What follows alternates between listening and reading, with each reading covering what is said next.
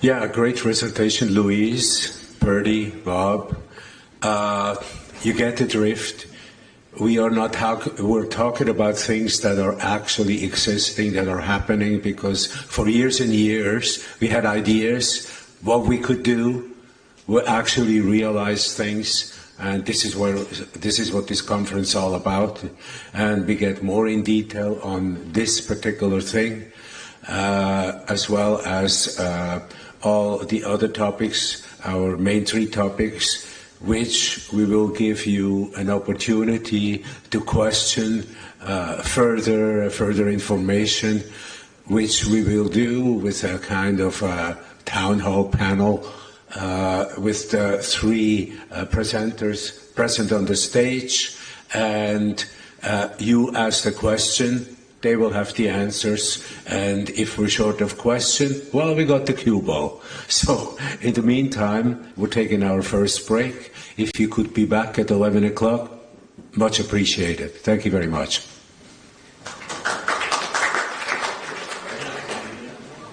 And those who would like to get the video, so come and bring the business card so we can start the process. We have your information.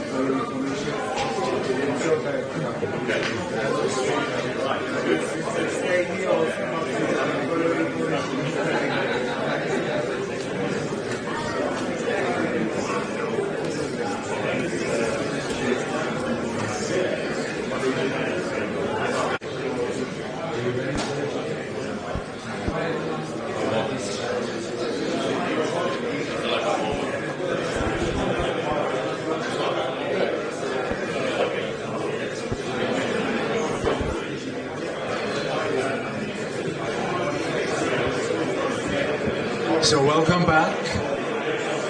Can we please take our seats, please? Turn it out a bit.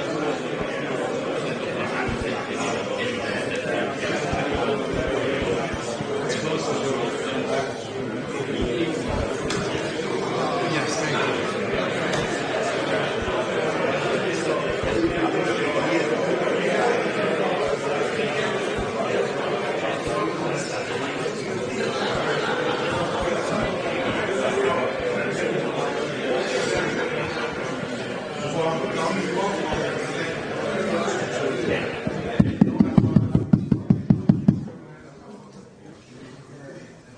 So welcome back.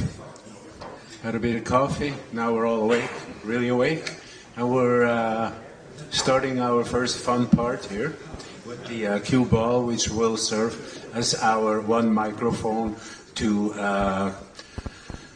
be passed around you. And the intention is that we will get the two presenters, starting with Bob on his presentation on ULD Cares achievement as one of our expert panelists. Can we ask Reese to come up for the sustainability part, and Perty Mero for the training airport college. So the idea really is that you heard the presentations. This is all stuff that is actually happening now. It's not something we could do, it's something that's actually there. But we need the feedback because there is always improvement where we want to go from here with what we did have achieved. And these are the experts. And for that, I don't have much to say on it. It's going to be you, the audience.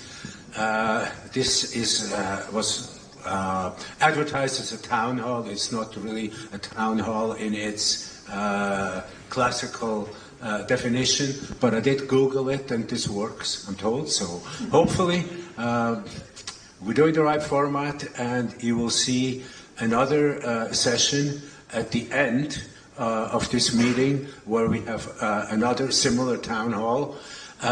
This one is meant to be for you to ask questions more, to understand more what this is all about.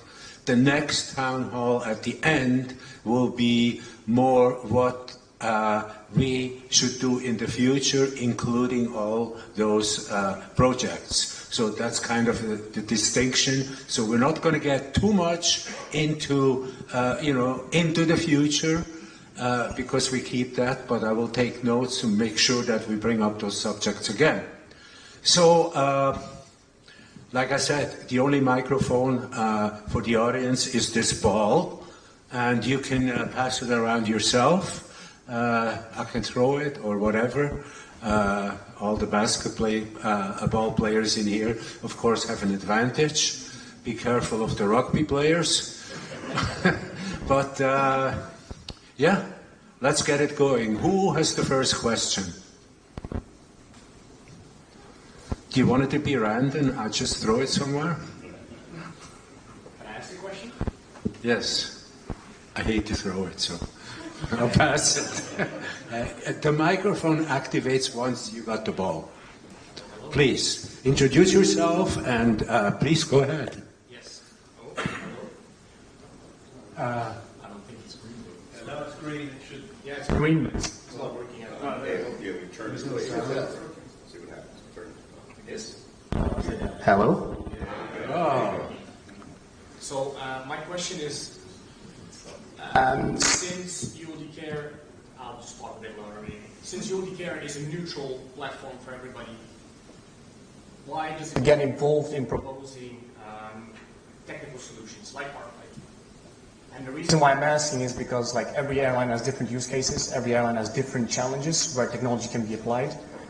Why do airlines not solve this for themselves? Why do we not stay neutral as a platform? And I'm not talking about the EUCR, that's a whole different set of technology, but I'm more talking about just the RFID, for example. Why should that not be something which airlines solve, but ULD Care has to come up with? I'm just curious. You should use the ball because some people in the back there may not hear it. If you all hear it, no problem, but, I know it's a little bit of a learning curve. That was my question.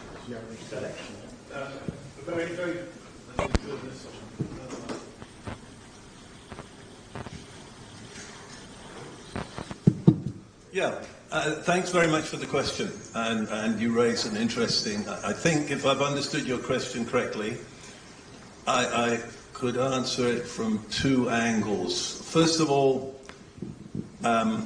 you talked about RFID and why are we talking about RFID at all. I think one of the things as a trade association we've always done is try to create an opportunity to at least highlight what are the new innovations that are out there.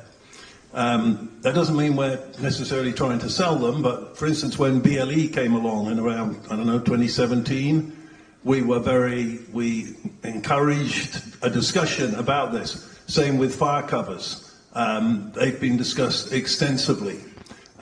So I think I see part of our role as ULD Care is always to be on the lookout for new innovations that will be of value to our members and to the industry, and to do our best to bring them into the discussion.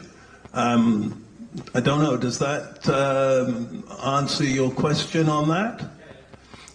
As far as the work on the platform is concerned, that's really because it goes back to our original days. I mean, this group was created in the 1970s by Swissair and a number of other airlines to provide a platform for the control of ULD assets when they moved between airlines in the course of interlining.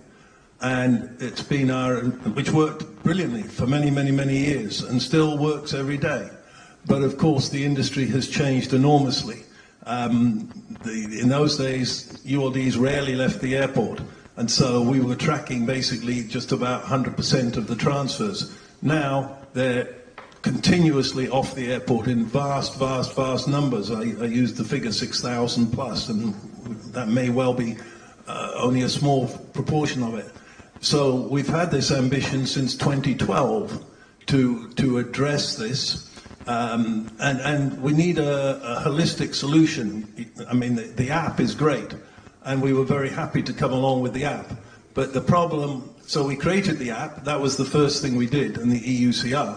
But if you're going to have an app, you've got to anyway have a platform behind it to administer the app. Who gets to use it, log-ons, logins, passwords, and so on.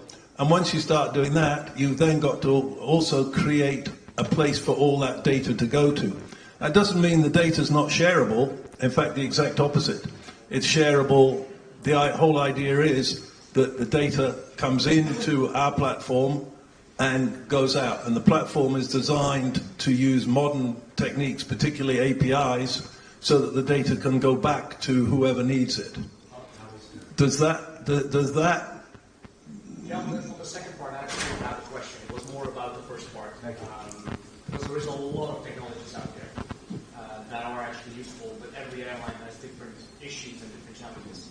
So instead of maybe proposing or like highlighting something, why don't we open up a forum to talk about these technologies in a wider space? So that was just more, not really a question, just a proposition for you. Yeah, I mean, of course, the more inputs we get from the airline industry, the happier we are. We have collaborated. I mean, during the process of the last 3 or so years that we've been working on this project, we've interacted with as many airlines as we know how to, and to get their feedback. So, absolutely, this is the purpose of this meeting, is to get the feedback from the airlines, to get people to, and all our members, not just, we're not excluding them, as to what it is we can do better. We're certainly not closing the doors to outside information, far from it. We want to hear from the airlines. That's how we can create the best possible solution. Right, see if we can get it to work. Anybody hear me? No? Okay, I just use my... I'm going to put that down. All right. I'll just use my outside voice. I'm Cam Richardson with Delta Airlines. I just kind of piggyback on some things that he was bringing up in reference to the digitization. Definitely we're going in the right direction. But I look at it from a different perspective, more so of the data utilization. What are we getting from whether you use RFID, whether you're using Bluetooth, cellular, GPS, LoRa, or whatever. But it's really, what are we doing with that data for truly managing our ULDs? Delta, as a whole, we use kind of a hybrid approach. We do our own ULD management, and we do partial our own maintenance. So finding out dwell times, finding out when equipment is going off airport, all of those things help us to make what we call, good decisions. So I think that we're going in the right direction. I want us to be able to look at it from a hierarchical type of level of truly what are the 3 pillars you're trying to solve for. And every airline has 3 different pillars. I know what mine is. I want to be able to automate a lot of the very laborious processes and the antiquated processes. So that's something that I look for. When I talk to my vendors, they know what my 3 pillars that I'm trying to solve for. And I think that every airline has a different solution set. But the technology is there. We just have to use it in a better way. So we're not just reliant on the old UCRs and so forth. So that's just really my comment. But we're going in the right direction. I just wish we were going there a lot faster. But it's just a lot of things that's happening in the world. I get it. But thank you. That's just really my comment. Thanks very much for that, because that's very encouraging. I mean, again, we don't mind coming back to the point about the EUCR. That was a great starting point, and I think EUCR as a category is a great descriptor. But we don't claim we've got the only solution. We think there should be multiple ways. And an app on a phone is just one way, an RFID tag is another way, a BLE tag is another way. These are all, what I think does desperately need to be changed is the fact that we rely on eyeballs and pieces of paper to write down PMC numbers. That just can't be right any longer, and we've got to try and move forward on this.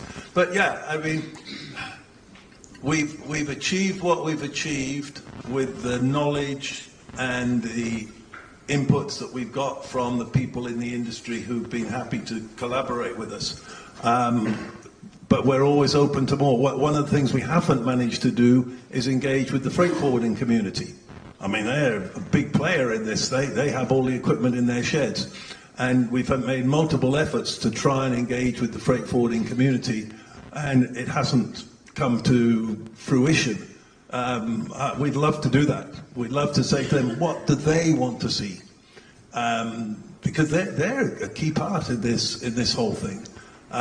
So yeah, we're open because the whole idea is the platform it's a database of all these transfers. Then you can do almost anything you want with the different reports and the different outputs. It's a question then of asking what you want. And basically, you know, of course, there's costs and so on involved, but it's not that challenging. We can do it. Yeah, and please, sorry, Terry, I was going to say, please continue the conversation, Cameron, with Darren and Owen, because that's the purpose they're here. They would really want to share and hear your inputs. That's extremely valuable. Yeah, I'd love to do it. Yeah. Terry, yeah. Check. Okay, I'm just going to build a little bit on what Cameron was saying coming from another airline. For me, digitalization just completely excites me. And where we are right now, we're capturing large amounts of data, which to me is the foundation of everything. But to Cameron's point, what can we do with that data to ensure that we have the ability to make quick and efficient decisions in regards to ULD logistics? And I think if we can incorporate AI, right, with this data to give us the insights that we need, it'll help us make these efficient and quick decisions, right? Some of the things I want to understand is what are my ins versus outs at particular stations? Give me these type of trends. What stations are closest to the ones that I'm in deficit that I could pull from to efficiently replenish the network in this particular deficit station? I also want to understand what routings and at what times of the year I could expect to see these deficiencies. And if we could take the data that's being captured and let AI do the work, for me, I'm going to be able to make a quick decision like this. So that's what I would like to see, or where I would hope this would go in the end. Thank you, Terry. Thank you. Sorry, raises tell a little story. So way back, 2021 maybe, by good fortune through Danielle, who some of you may remember, her neighbour was actually the manager for Hapag-Lloyd, one of the big maritime shipping companies, for their cargo assets for North America. And we had a lengthy conversation with this guy. He was very happy to share. He just retired, so he was completely open. And he said, yeah. He said, what I do, every Monday morning, I come in, and from my system, the Hapag-Lloyd system, I can run a report of all where my equipment is as a spreadsheet. And he said, I then sort it or whatever, and then I copy and paste for IKEA, for, I forget the names of all his big customers, Costco and so on. And I send him an email. And that was kind of interesting to us, because that is sort of what this system that you've just seen this morning, you can now do that from that. However, to your point, Terry, I fully agree. Let's go beyond this. And what's the difference here between the maritime industry and the air industry? First of all, their stuff's a lot bigger, you know, a 40-foot container. Secondly, typically, you don't get a stack of containers going out of a cargo terminal, out of a sea cargo terminal. You get one on a trailer. And when it passes the dock gate, and I have a friend who works in that industry for Maersk, they get a 100% capture of that piece of equipment, because the barrier doesn't go up until the guard has captured that unit. So they know with a great deal more accuracy when their unit has gone out of the cargo terminal. Now that's because, of course, we don't do that. We end up with a truck with 20, 30, 40 PMCs on it, and nobody's got any good idea. So that's one big difference. But on the other hand, the maritime industry is very fragmented. They don't have an equivalent of ULD care in the maritime industry. So you've got CGMA, you've got Zim, Hapag-Lloyd and whatever. I think where we can be clever is by doing it across an industry level, we can actually create a common solution. And by the way, you know, I'm not going to talk about the whole issues in the maritime industry, but believe you me, it's a hotbed of unhappiness between the forwarders and the shipping companies. And I think if we create a common platform, we can actually get everybody to share. To your second point, Terry, about AI, I'm with you, 100%. But the only time that the AI gets good is when the data is good. And the only way the data is going to get good is if you remove the human factor out of it. Because otherwise the data will be endlessly corrupted, incomplete. So, yes, but AI, absolutely. I mean, let's take the drudgery out of the system. I remember years ago, maybe 20, 30 years ago, British Airways came to one of these meetings with this massive spreadsheet that they'd poured thousands of hours into to try and calculate the different stocks they needed in all their different stations. That was a great idea, but I never heard of it again, and I don't think it ever came to anything, because the data's just too much. So this is where we need AI to mine the data. Yeah? Yeah, because I mean, for us, our biggest weakness is not having that visibility of what's out to customer or maybe what's been interlined, right? And at the end of the day, if we're capturing all this data in one place and you and I decide we're going to share this data, I'm seeing things that I couldn't possibly see before, right? So I'm hoping that at some point we could get to that point where everybody's comfortable sharing the data, and then we could really improve our processes to increase efficiency across the board.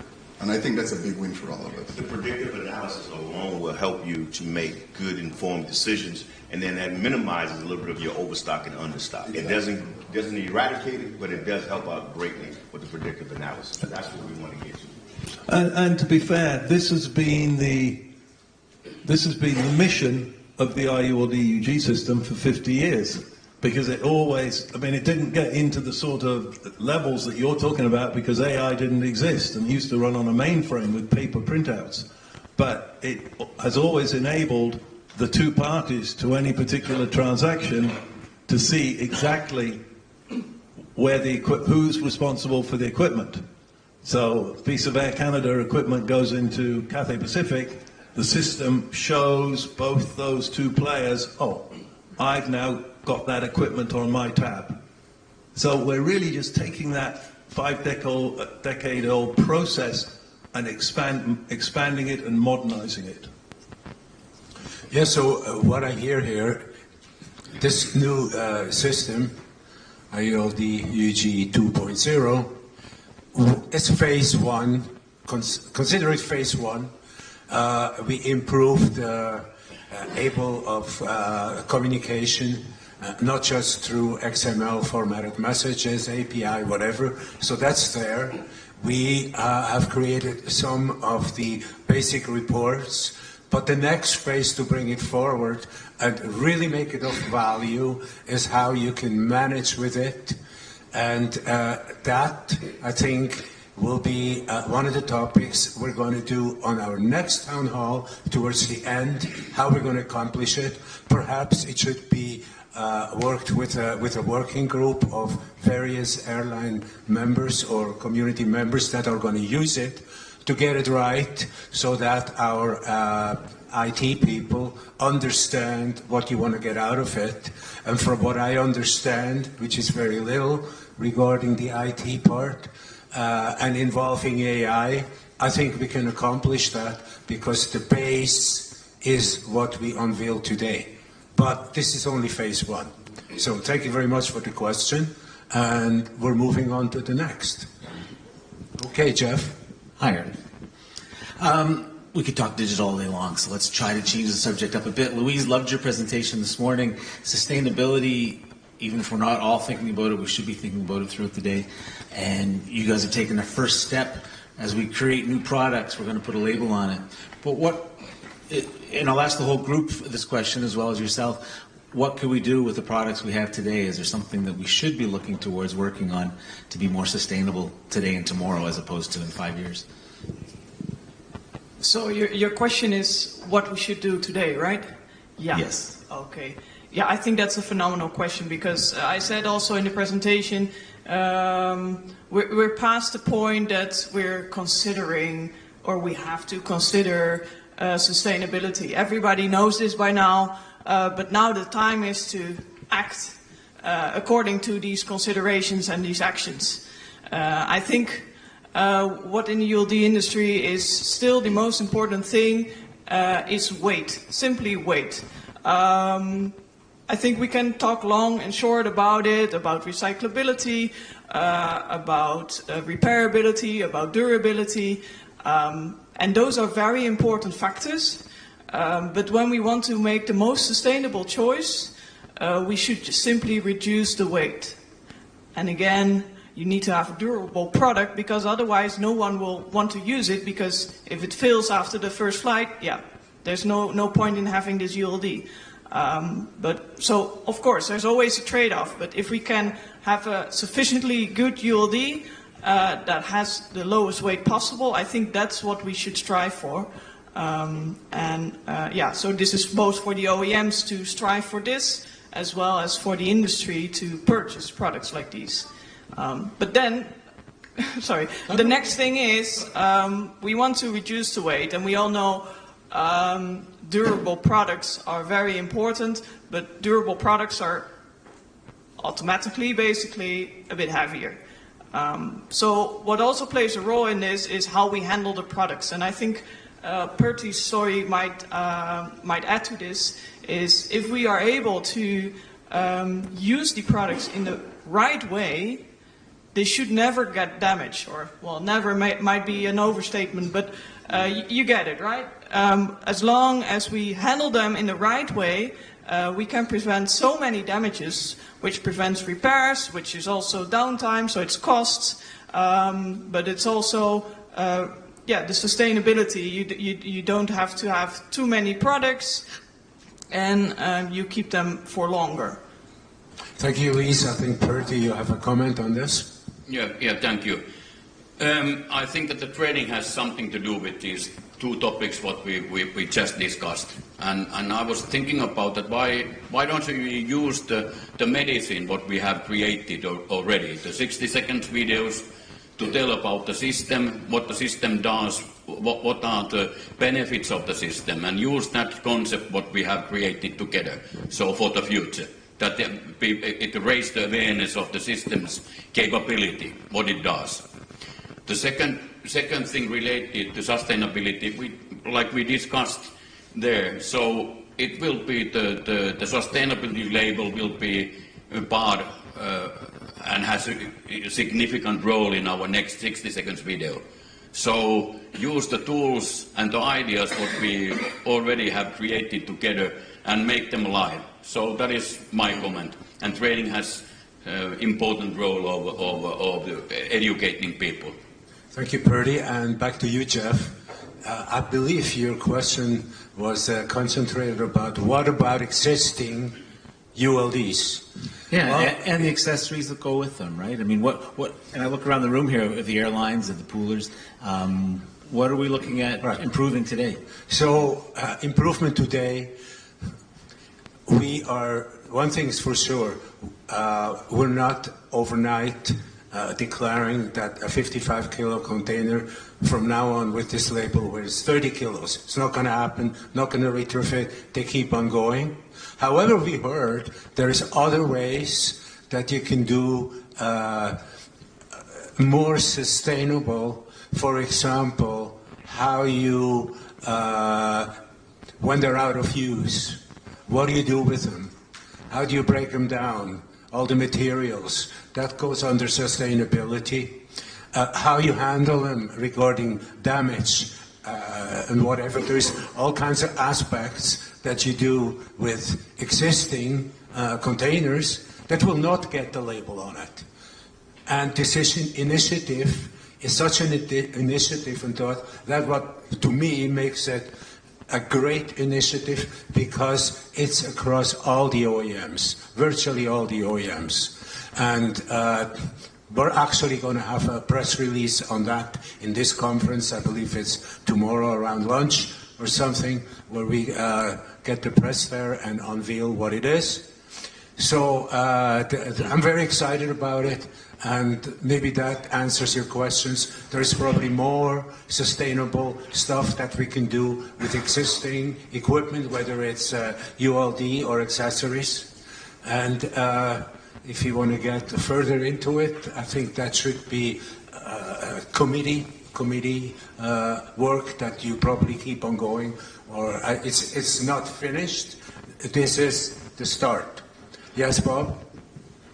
Before you go, Bob, one thing, and that was what I was going to lead to, is maybe that could be, I know we're not going to talk about the future of ULD care, but maybe, and to use one of your favorite words, a portfolio of ULD care could be, ESG, and that could be something that brings life to our yearly meetings. Yeah. Bob?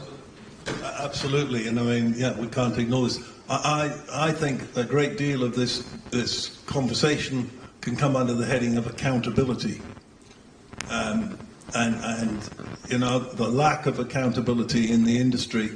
And again, I come back to the sea freight industry. If you damage a Hapag-Lloyd 40-foot container because you stick a forklift through the side, you're going to get a bill.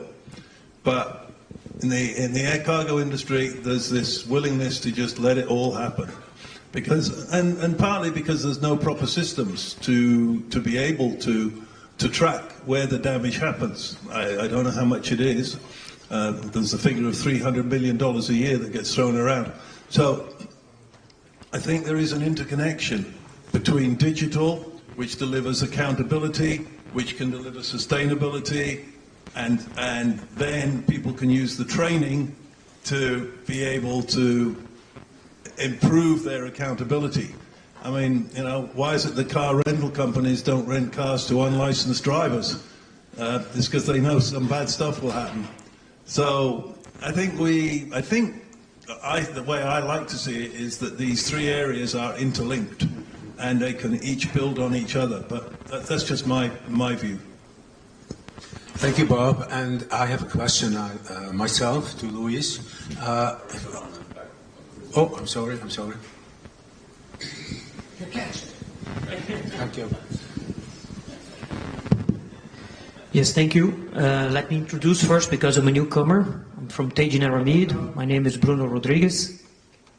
And the comment I would like to make on how to make things achievable shorter term, for what I've been learning in the industry, is maybe also to start reframing how we see the perspective of cost when we look into solutions for sustainability. And I understand very much when you say that the lightest version of a container would be the most sustainable one, other aspects counting, but this is the most relevant one. And how can you turn that into a shorter term gain for the industries? Maybe start discussing from the perspective of, for example, a ULD manager, fleet manager in an airline company. How do you bring together other people from the company to understand the expenditure on a unit as a short-term capex versus the benefit that brings to you on the lifetime of that unit? Not to mention the fuel savings and the gains you can have in image, in marketing, in buzz, if you do put in place solutions that make your operations more sustainable, that reduce the fuel emission of that and the pollution that comes out of that. So we do see that as something that we try to promote, not entering something that is not supposed to be discussed here. And the main blockage typically is a cost versus benefit, if you look at that as a short-term expenditure versus how to frame this across the lifetime. That will be far longer, by the way, if you consider solutions that do exist today to make sustainability achievable. Yeah, I think your question is quite spot on. In general, it comes down, you are our ambassadors to get things done.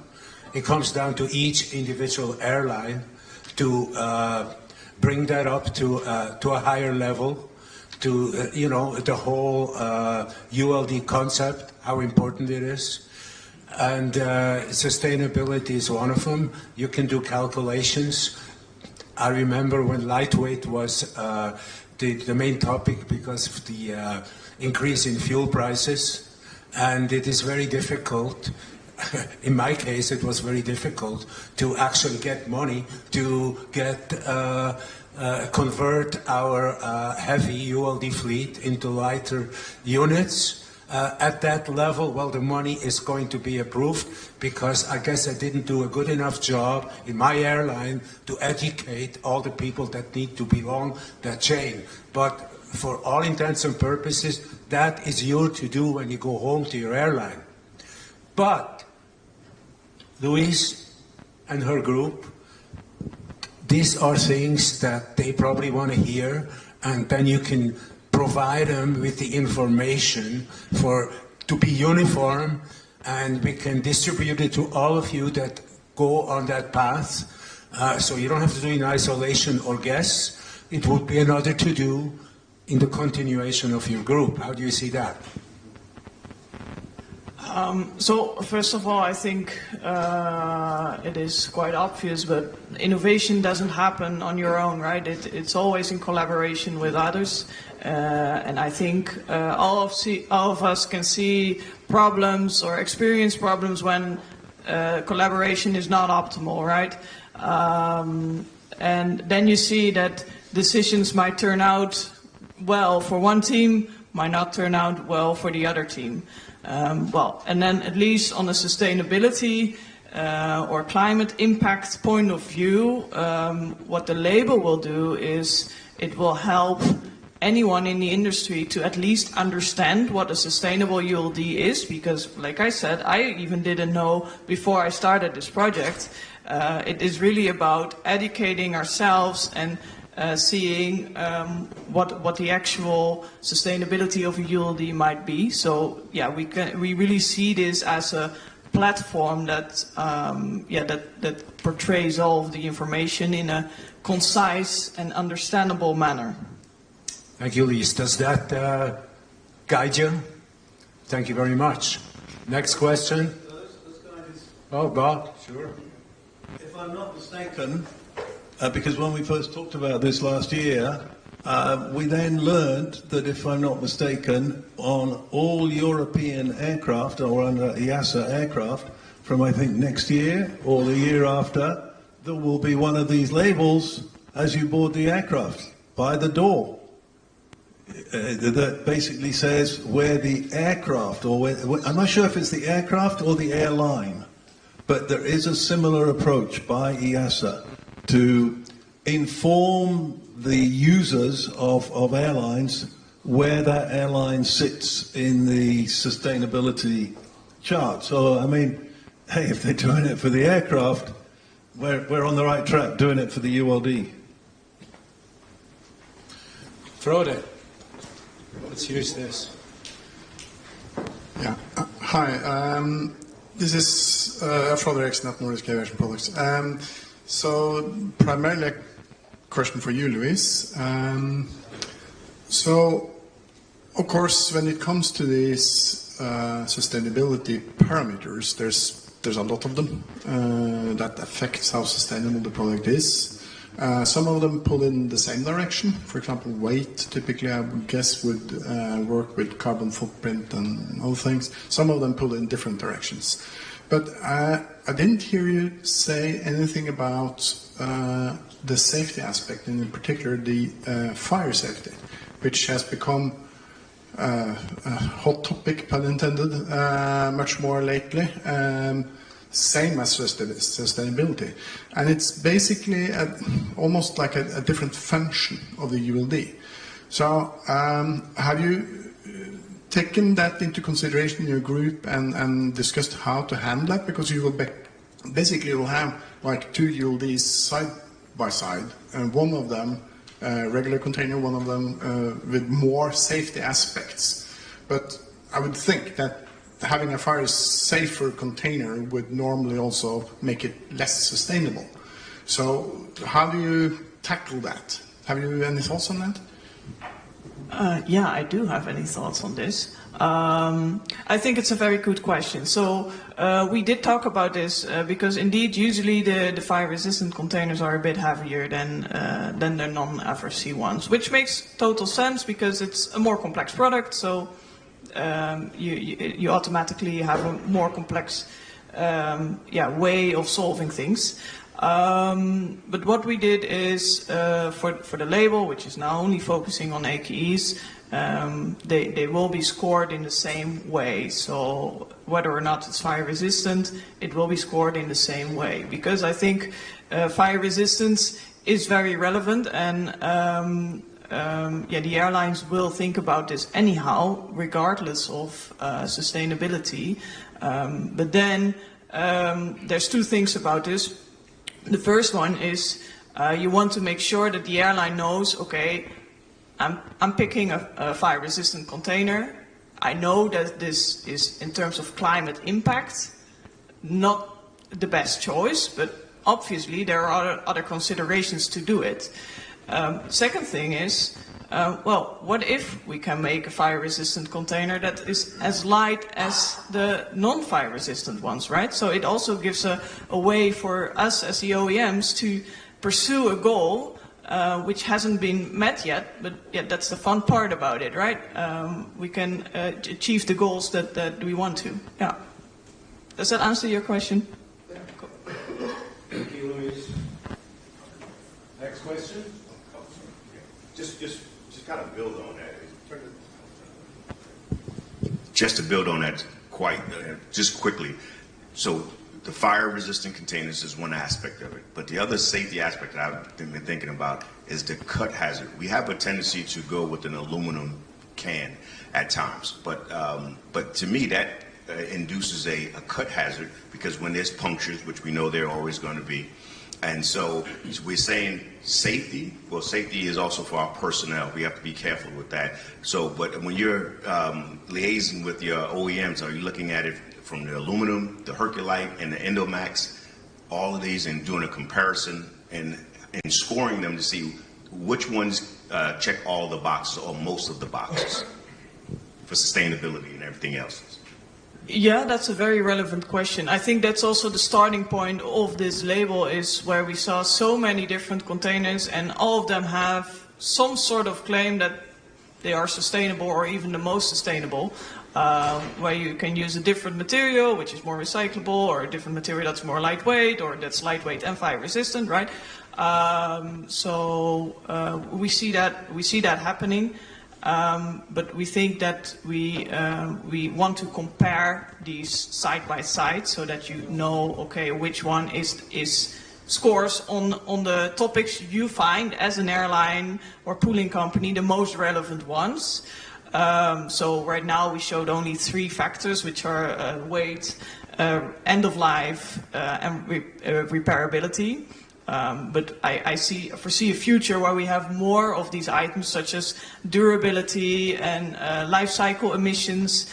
But maybe, I mean, right now we focus on climate impact, but sustainability is about much, much more, where indeed safety of the personnel is also a factor. So I would love to see in like 2 to 5 years that we have a label that also includes this, where we have a full package of sustainability, which also goes into social aspects, like where are the materials coming from, things like this.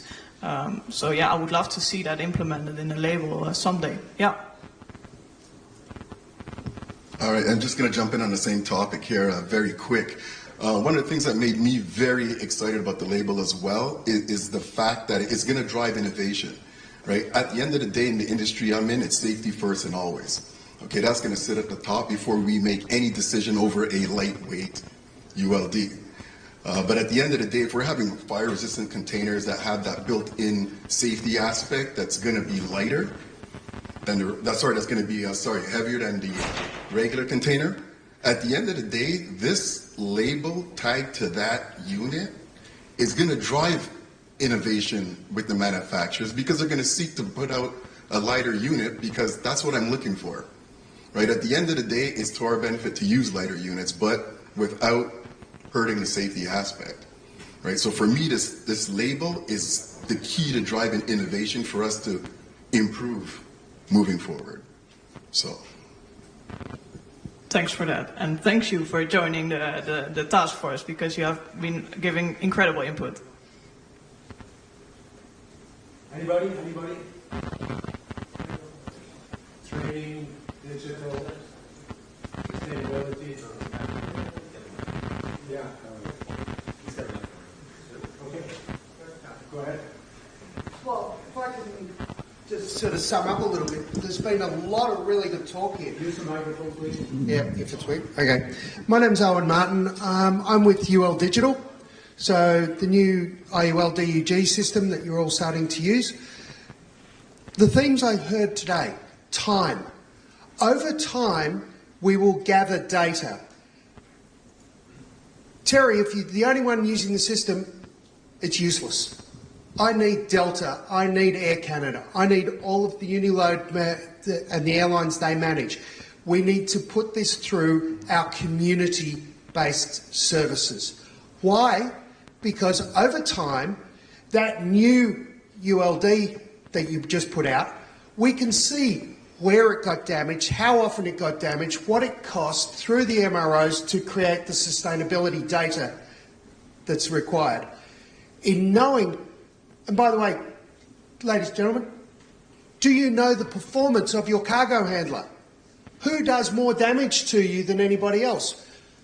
Delta can tell me they get damage out of one handler, but Terry, do you use the same handler and do you have the same effects? Through using the services and combining it, I can anonymise the data so I'm not picking just on, I can tell you at your airline level, but I can show you the statistics then about a handler or a freight forwarder, and that goes to Perry, who needs training to do these things. But I can't do it without all of you as part of an ecosystem pulling together so we have that data available. That's what we're trying to do here. We're not trying to replace individual airline systems. What we're trying to do is create that common view so that you all benefit from it. Now, from a freight forwarder's point of view, every one of you have a different connection to your freight forwarder. Poor bloody freight forwarder looks out in his yard and goes, oh, hell, what have I got out here? Who do I owe what? Today we started showing you a viewpoint that if I reverse that viewpoint from a freight forwarder, he can tell how many objects to which airlines and how many days he's had them to then being able to get them all back. People ask me, why do I want to do this? Because when I interline something, and Delta sends it to Terry, but Terry then sends it off to a freight forwarder. Where'd it go? Don't know. Who's responsible for it? Well, under the terms and conditions, Terry, you're responsible for returning it to Delta. Well, where is it now? Don't know. What did you send out? Today, all you talk about is pallets and containers. We're trying to talk to you about sustainability around nets, fittings, straps, fire blankets and doors, all of which are in the UCR spec, but all we did 25, 40 years ago was just the number of the pallet or the container. You really want to jump on this? Have a good look at how we can track all of these different items and therefore reduce your operational costs because you don't have to spend so much. Know where your stuff is to get it back. Have it sustainable because we can give lawyers and anybody else the data to show what's happening with the new and the old ones and those sort of things. And we can know where we need to put more training in this. So, data. That's what it's about. But if I don't have the data, I can't share it with you. If we can't share it, well, you're just there as a bunch of individuals again. Yeah, thank you, Owen. Can you give me some juice on here? Thank you, Owen. He's actually the person that is the IT person that can make that happen. And as I said at the beginning, this is a start.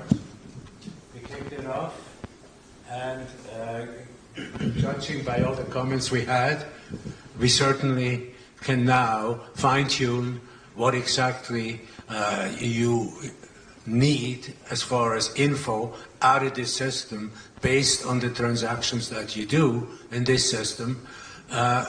We can help you figure out where things go right, where things go wrong. Then it's up to you what you can do about it, and especially like the aspect about training, because a lot of damage is either done by non-compliance or staff that is just simply lacks some basic training on how to handle a ULD, how to handle a ULD with a forklift, how to build up a pallet ride, all these kind of, we call it the 10 steps, not 12, this program, 10 steps. And for this, I just might give you a little plug on this, which is very close to my heart. We have actually training for those 10 steps, simple steps. It's through the Training Institute. And with it, if you pass this thing, this test is a test associated with it, you actually get a little certificate that we call you're part now of a ULD conduct that should be global anywhere in the world. It's a basic knowledge how to treat them. I think it will go a long way. But you could now, with this tool, figure out where it's most needed. I think that's another good thing with this initiative. Any other questions? I'd like to pose a question to the audience. You know, it's 13, 14 months since we last got together, and we spent this morning telling you what we've been doing. I'd like to hear back from anybody in the audience. Are we doing the right stuff? Should we be doing more? Should we be doing less? Should we be doing different? Are we missing anything? This is an opportunity. We need your feedback. I mean, we can carry on doing what we think is best, but does it accurately reflect what you think we should be doing? Because at the end of the day, ULD Care is a community, and we look to your guidance to go forward. So does anybody out there think that we're not on the right track? Anybody out there got a different viewpoint? Yeah, this is beyond those three subjects. In general, we also want to know what else we should do better, what we should tackle, what we shouldn't do. We need your guidance for us to go forward to serve the community in the spirit that you desire. Not just related to those three subjects. Okay, jumping in here, I think we're 100% on the right track. I think what we need is a lot more input. I got myself here, I have representing an airline, we got Delta. I think with the more airlines coming in, we're going to see a lot more problems being presented and a lot more opportunities we could take advantage of moving forward. I know you're saying not to relate to the top three, but I think the top three being married is essential for every aspect.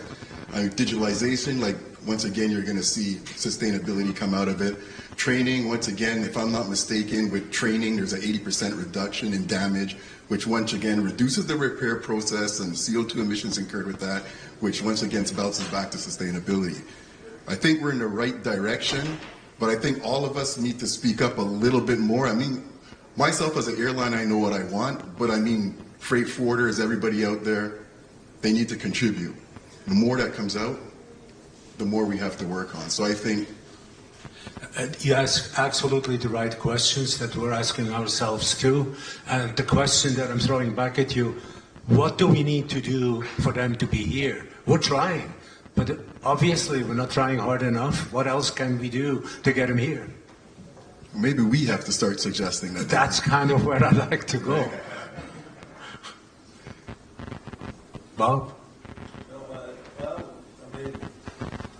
as it says, yeah, we keep pushing and we keep pushing and we keep doing everything in our power with our limited resources, both human and financial, to try and better the world of ULD. Whether it's through the website, social media, the conference, trade magazines, whatever it is. I mean, it's nice, Terry, that you feel that we are on the right track with some of these key subjects. That's very encouraging. But I guess we are. I think what we're saying here today is that we appreciate very much that people travel long distances to come to this event. You know, that's great. We love it.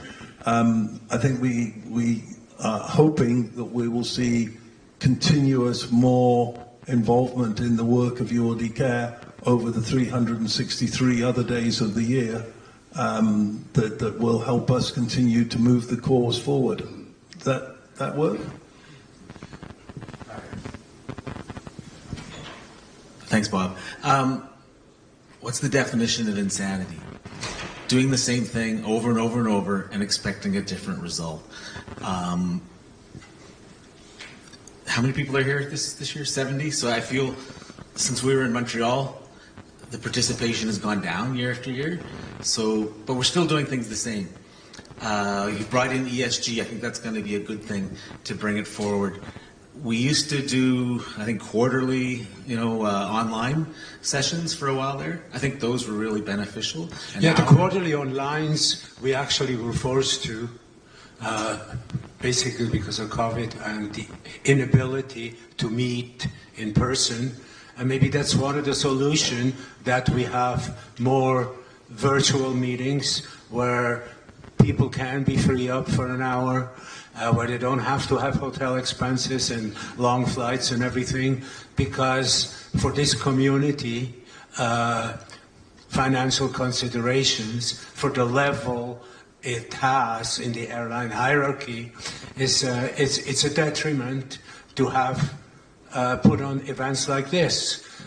Plus there's visa requirements, there's some not here because they couldn't get a visa in time, all kinds of things. So basically, what I hear, we should have more community contact on specific topics by web meetings. yeah, once a year is not enough to get everybody active and get everybody doing Right, everything. right. It's too expensive for airlines. Airlines Right. don't have the budgets we had years ago for these big travel events. We've got to pick which ones we're going to go to. And, with Air Canada, we've been able to push this one as one we've been able to keep going. But we have to prove every year that it is going to be one that brings us value. So what can we do? We talked about the portfolios. I'd like to hear from GHAs on these things. I'd like to hear more from the OEMs when we're here. And I'd really like to find out what's happening at IATA. IATA, ULDB, controls a lot what we do with ULDs. They should be here telling us what they're doing, right? You'll be happy to hear that the head of cargo himself is going to have a presentation of the latest things at IATA Cargo and ULDB, and I believe that's going to be tomorrow afternoon. Okay, so that aspect With us we got or covered. next door? So that's next door. That's going to be here. Oh, that's I know it's a little bit confusing, and on the menu it's with colors. I'm colorblind. I'm totally screwed up. Yeah, what can I say? But on that vein, should we continue yearly meetings as we do now? I think so, but we can't keep coming to the same area every year, right? That was the whole idea of ULD Care, was we would move throughout, right? This is expensive for the people coming from North America. Well, if you talk about expensive, it doesn't matter where we go. For some it's more, for some it's less. But sharing it is what we always said we would do, right? And we used to do like a family reunion. We used to be just ULD. Kicked it off with a reception party. First time we didn't, because we didn't get a sponsor. And really, with all the money we invested to get this new system rolling, we couldn't go to our pockets to put it on. So one of the things. And we're more and more, it's the third year that we're integrating with the other part for reasons I already explained.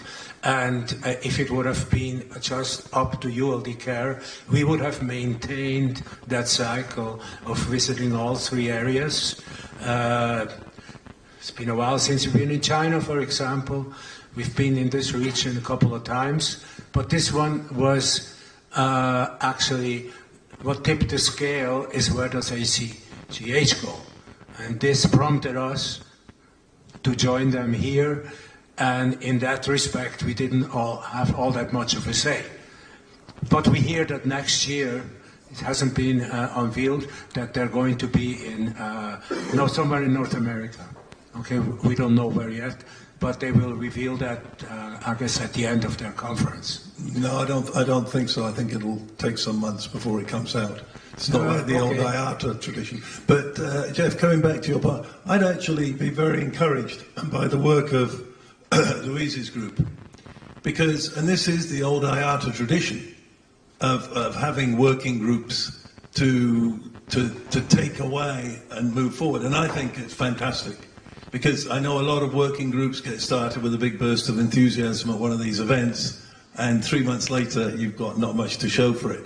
So I really take my hat off to Louise and all the participants of the label group, because that is the way forward. And I would like to see the same happening on the digital, that we have a digital group and we meet regularly, virtually, and we take that forward as well. And for that matter, on training and on, as you suggested, Jeff, ESG, would you like to head that up? Pointing the finger at you. But yeah, I mean, that's the way we keep the conversation alive for the other 11 months of the year.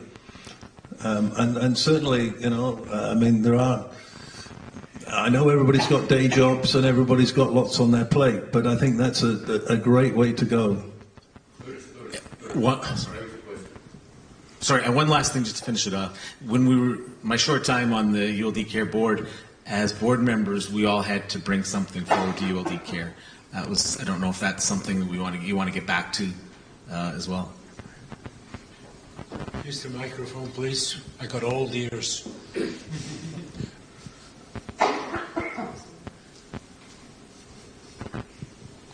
There you go, Jeff. I'm done. No. Oh, no, sorry. All I said was, during my short time on the board members had to present also at these meetings. So I don't know if that's something we want to keep going, if everybody is doing that now. And of course, I know you're short some airline members, but just something to think about. This part of our core format. Yeah, it is part of our core format, and I know we can't have all the presentations, etc., by the face of ULD. Bob Rogers, we want to see more involvement of the rest of the directors, and one of the attempts for you to at least know who they are, that's why we showed them to you. We had one event where we were all on stage, and we discussed that yesterday too at the board meeting. So we aim to have more presence of our ULD board members. So yes, we're aware of it. It didn't quite happen this year, but yes, it is part of the way we want to do it. I think you were next. Yeah, I have some observations. Now it's on, I think. This morning, with the opening presentation of Bob, I heard that there is limited finance, for instance, and limited resources available. But also, Louise explained during her presentation, if you dream and you make a working group of that, you can accomplish something. And how is it possible that there are limited resources and finance while we are here with 70 people? If we spend 1 hour each month, we will have 700 hours which we can spend on projects. So I follow up on Bob. If you have a dream about digitalization, if you want to accomplish something, we have to do it ourselves. And we can't wait for Bob and Urs to say, okay, we will do it. Because we are the resources and we are the finance, and if we want to do something, this is ULD Care can be the facilitator and the enabler, and it's really a playground. And if I look to the working group that we had last year, how collaborative that worked, and how companies set aside all their commercial aspects to come out to come up with a proposal. It worked out great. So I really encourage everybody here, if you have an idea, come up with it and start with it, and get the right people together and do something with it. And the proof is that this group on the sustainability happened exactly like that. Yeah, exactly. Yeah, and it's, to give a bit of more detail for that, I think it's also wise, if you start such a group, write a good scope, be clear on what you want to accomplish within a year, keep it small, because then you're really setting small steps towards a bigger goal in the end. If you want to think too big, that doesn't work, then it takes too long. So that's a small tip that we have learned from the past year at least. Good point. Yeah, just back to what you discussed earlier today.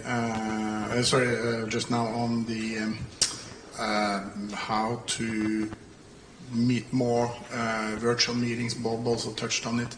But I think maybe you can formalize it a bit more, because also yesterday we discussed a little bit about, in the board meeting, about the different segments of ULD Care. Bob also touched on this morning, that we have this digital portion, we have the safety portion, we have the training portion, sustainability portion. Why not just formalize it and say that 2 months after this meeting, there's going to be an open sustainability meeting? No, not just limited to the work group, to everybody in ULD Care, online. 2 months later, safety is the topic, and you have kind of a yearly wheel going through these different segments for everyone to attend. And then this meeting is then the combination of everything into one big pie. I think that could be driving a lot of interest year round. It is very much what we have in mind to do. This is just, recently there was a little bit of a zoom out hangover because of COVID. I think we're over that now. We can now use it for exactly the purpose, the right purpose, to get things done with all the members that don't have to displace themselves. Announce the exact topic, and we take it from there, and we'll take that back for sure. Yes, let's do that. While we're on that, Bob mentioned our other attempts to communicate with the community. So I'd just like to have a bit of feedback, a feeling. For example, we're doing newsletters 4 times a year, roughly. Is that a good thing? Does anybody read them? Do you want us to continue? Is there anything we should different with the format? This is the time. Is it a valuable tool that we should continue? Yes. Yes? Okay, so that's a good one. Okay, how many go to the website and check out what's new? Because there is not really that much that's new that you learn here. Of course, there is what we just heard here, but really we try to keep up our website, try to keep it up to date. And of course, if you don't access it or just look at the front page. So I'm asking you, are you happy with the website? Should we do something different? Are you reading it? I should say, who's not happy with the website? Is there something we should do different? Oh, we're doing good so far. Doing good. Okay, so then there is these meetings we talked about. We should continue them. We also have, we're active on LinkedIn. Does anybody read what we put out on LinkedIn? Should we continue? When you have comments or questions, do you get answers, if you do have any, or are we lacking there? I'm just taking a little survey of the money we spend on promotion and communication, whether it's at the right spot. So from the reaction I hear, we should continue with the LinkedIn, because it does reach the community that sits around here. We have also done the same on Facebook. We're also present on Facebook. Now, is anybody accessing ULD Care on Facebook or reading what's there? Or is there, maybe that's one medium that we should drop? It's all, nothing's for free, you know? So, yes. Excuse me. Thank you. If I may, then, I'm Patrick from AV's ULD. I would just like to suggest to drop Facebook. It's not really an active platform anymore, and I think you can do better on LinkedIn.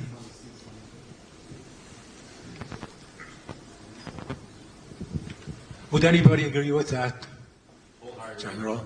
Okay. Facebook is dropped. Okay, there is other media. So other media we should go in. We wanted to advertise on enzymes and stuff, but it was just a bit too cost prohibitive at this point. So we will not entertain that thought in the near future.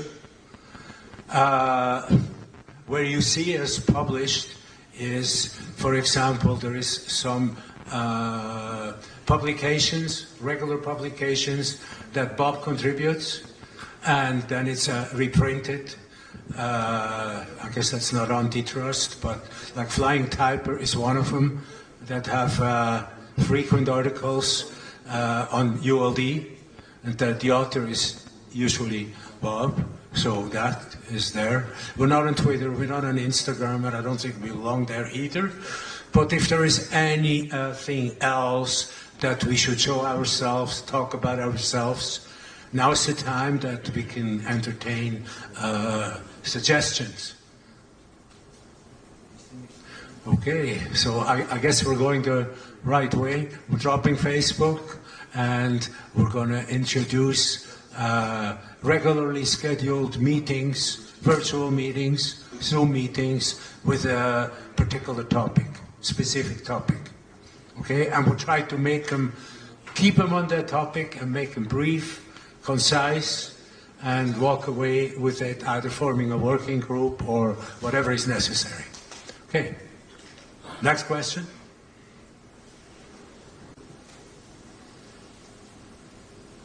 Okay, I don't hear anymore. That's why I wanted the ball to just throw it somewhere and please say so. We're going to fine tune it. We didn't do a test run, and I was just talking to the technician. So hopefully by the end session we got it going. So sorry about that. I'm going back to the panel. Any last words? Starting with Purdy. Not really. I think that as many of you have expressed the interest of the training is one part of it, and well, we are one part of the community, and in case that you would like to use the services what we have and what we have created together, we are here. We are here, we are there, we are anywhere where you are. Training in general, in the e-learning and the digital training what we are providing, or any provider, it's a sustainable solution for training. So that need to be, just to point out that you don't need to travel. You don't need to have a paper. You just you are able to minimize some 80% of the costs, if you like. So yeah, we are here and we are supporting the idea of running the virtual meeting during the year, and I hope that one of the topic is training. It will be. It will be. I should say regarding training. Perhaps you're wondering why we're featuring Airport College, because Bob and I spent many hours at IATA ULD board. They have an excellent training program, and yeah, we participated. Bob wrote whole sections. It's a good training program, but this is more basic. We're not training to be a load master or to be not even a manager.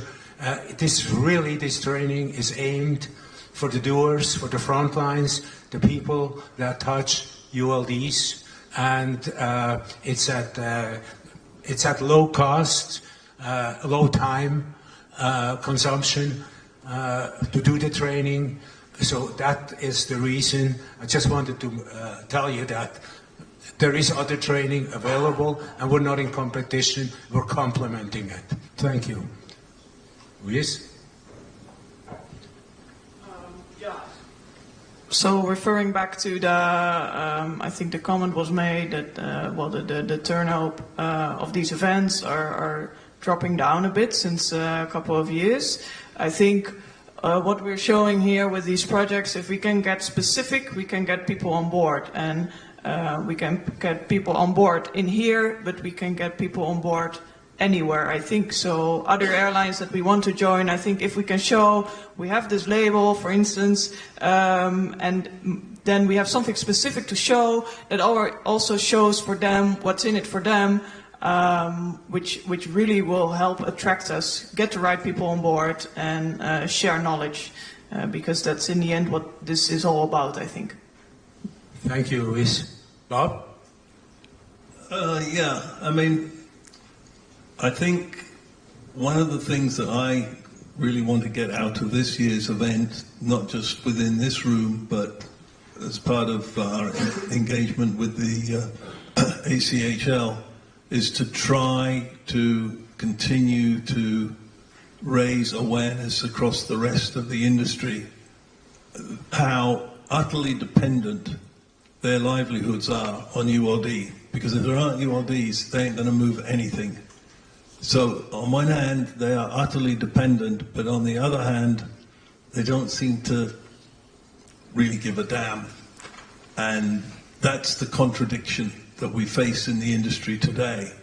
And ULD Care has been plugging away for many years trying to change this. As Jeff says, the definition of madness is doing the same thing year after year after year. I'm with you on that one, Jeff. I don't think that we are making slow but incremental progress. I mean, the degree of involvement we've got in the air cargo handling thing is now significantly greater than it was 2 years ago. It's snail-like progress, but we are making some progress there, which we can take some encouragement from. The other thing I agree with, I mean, the old IULD UG meetings used to always set up work groups. Some of them would be just for that day, like they'd go off after the meeting finished and they'd work through the evening and come back the next day. And some of them went on after the meeting and so on. So I would like to see that come back, and I'm very encouraged by what Luis has managed to do. I think that's fantastic, and I'm certainly got in my mind some ideas in that direction.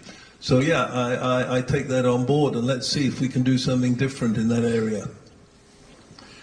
Thank you, Bob. So we finish on time. It's time for lunch. And this afternoon, since I'm colorblind, but I believe at 2:30, we meet at the other room. Bob, maybe you want to... Yes, so at 2:30, I think it is, I'm pretty sure. And it's downstairs, and it's the main auditorium. There's 700 seats there. So if you're in a room with only 20 or 30 seats, you're in the wrong room. It's a big setup, and it's down, and everybody will be going there. So this is where we are involved with air cargo handling. I have a position on the opening panel. I'm not sure what I'm going to be able to say, but sure going to be able to say something. And let's see how this evolves, okay? And then after that, they reach a coffee break, and at the coffee break, then we come back up here, because that's when Darren and Owen will be running a hands-on of the system and the app and the RFID. Everything you want to know about that whole project will be open at that time. So please come back here to learn more about it. Okay, so everybody, and then basically tomorrow morning you get to lie in, because we don't start till 9:30. Yay! So tomorrow morning we reconvene back here en masse at 9:30. Okay, so thank you. Enjoy your lunch. We'll see you in the other meeting, floor below. Thank you.